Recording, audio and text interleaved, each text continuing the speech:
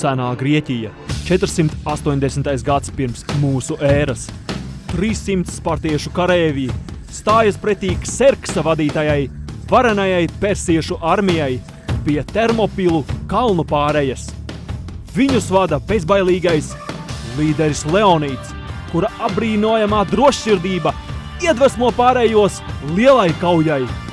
Ja persieši sauli aizklās ar bultām, spartieši cīnīsies ēnā.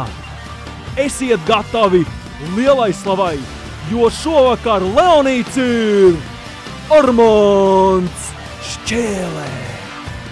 Pirms šī cīņa būs galā, visi zinās, ka daži stājās pretī daudziem.